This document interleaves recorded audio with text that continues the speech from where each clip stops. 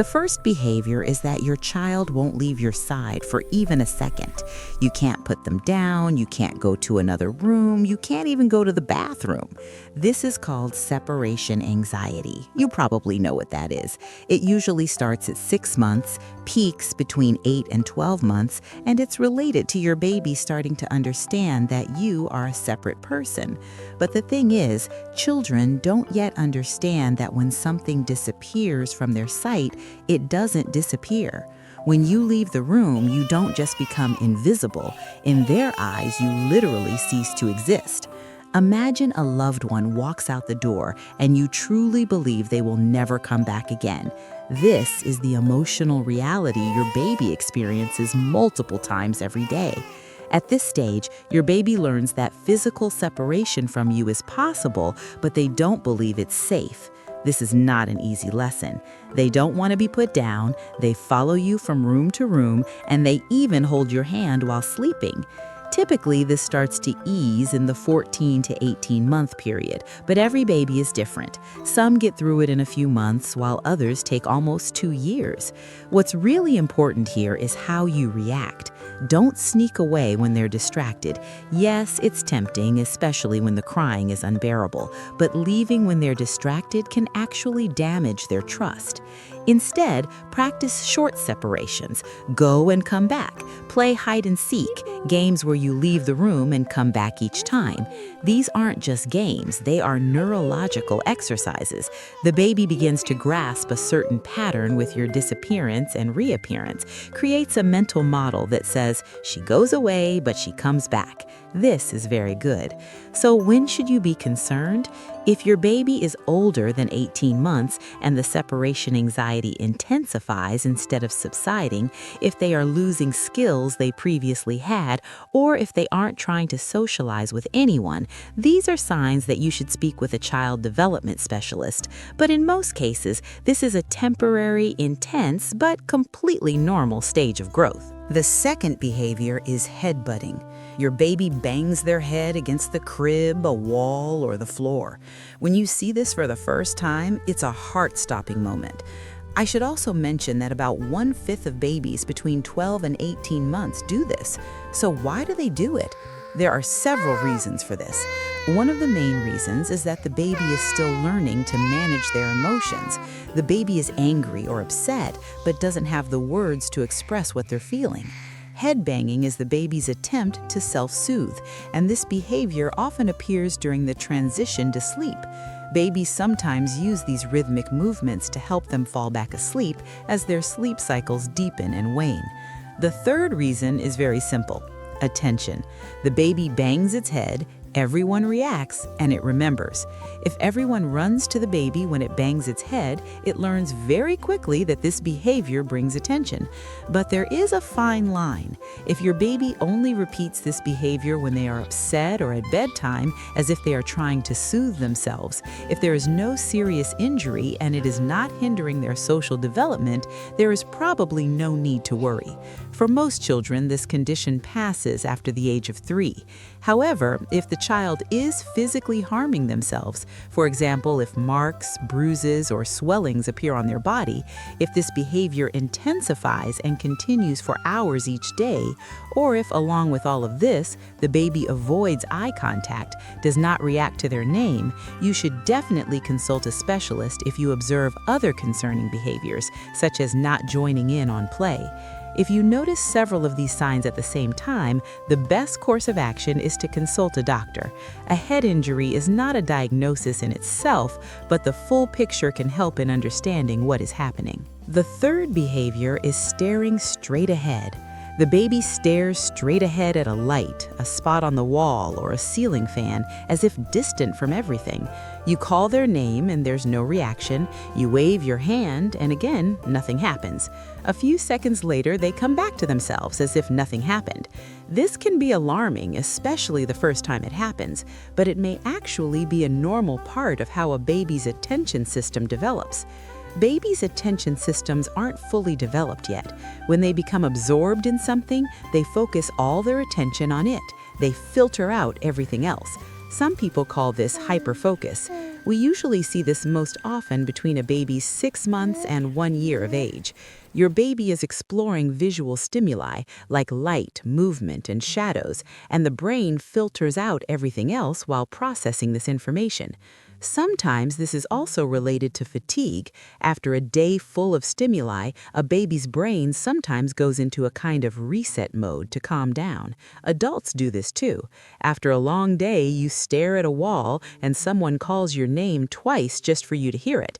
Babies are experiencing something similar. So when should you be concerned? If your baby experiences this very frequently, you see signs of eye rolling, jerking movements, and memory loss, and then they become unusually sleepy, anxious, and confused, it could be a seizure. In this case, you should contact a pediatric neurologist immediately. But in most cases, these movements are simply the result of the child exploring their surroundings and their brain trying to process all this new information. Make a note of this and let your doctor know if you're not sure, but don't panic. The fourth behavior is rocking. Your baby rocks back and forth on their hands and knees, rocks side to side while sitting, and even rocks when standing. This happens most often before sleep. Sometimes it goes on for a long time, and if you don't understand what they're doing, it can be a little unsettling. But rhythmic movement is extremely common in babies. In fact, it's self-soothing. Think about it. In the womb, your baby was constantly being rocked. Every time you walked, moved, sat, or stood, they felt that motion. After they're born, they recreate that familiar feeling by rocking themselves. This also stimulates the vestibular system, which controls balance. Babies who rock before they start crawling have a stronger sense of balance later in life. Sometimes this is related to stimulation. If a child hasn't fully met their need for movement and exploration during the day, they might rock in the evening to release the built-up energy. Or if he has been overstimulated in a noisy and chaotic environment, swinging helps him to calm down. But when does it become a problem? But if this swinging is violent enough that the child could hurt himself, for example, if they are banging their head hard against a wall or the sides of the crib, if your baby doesn't stop rocking even when you try to engage them, or if you notice other repetitive behaviors in addition to a lack of eye contact and social responsiveness, then an evaluation may be a good idea. However, isolated rocking, especially if it occurs occasionally before sleep or on a daily basis, usually disappears by age 3. If it persists or becomes more intense, consult a specialist. The fifth behavior is fear or aggression toward their own reflection. Your baby looks at the mirror and either runs away or tries to hit the baby looking back at them. Sometimes they even cry. This behavior is actually related to the development of self-awareness. Until 6 months, babies think the reflection is another baby. They smile at it and try to play with it. But between 6 and 12 months, there is a transitional phase. Now your baby understands that the presence in the mirror is something, but they don't yet realize it's themselves. This is confusing. Seeing their reflection doing the same things as them, the baby still perceives it as another child. This situation, which creates conflicting feelings, can lead to fear or even aggressive behavior in the baby. Around 18 months, most babies go through a stage called the mirror test. You can try this yourself if you wish. Put a small, inconspicuous mark on your child's nose, then bring them in front of a mirror. If they try to wipe the mark off the nose of the child in the mirror, they have not yet recognized themselves. If the baby touches their own nose, they have begun to recognize themselves. This is not a coincidence. This is a well-established scientific measure of self-awareness. Is it worth worrying about? Usually not. But if your baby is still scared, runs away, screams, and avoids the mirror when they see themselves in it at 2 years old, it indicates a delay in self-recognition. If there are other social or cognitive delays, be sure to take note. But in most cases, this is just a natural stage of development. The sixth behavior is fear of strangers. Sometimes they are extremely fearful of familiar people, even grandparents. Perhaps your baby only sees their grandparents once a month, and every time they cry and pull away. Or when a neighbor on the street says hello, your baby hides their face or starts to cry. This behavior towards strangers and babies typically begins around 6 to 8 months. This is actually an evolutionary protective mechanism. Your baby can now distinguish between familiar and unfamiliar, and the unfamiliar means potential danger. Thousands of years ago, babies had this fear as well.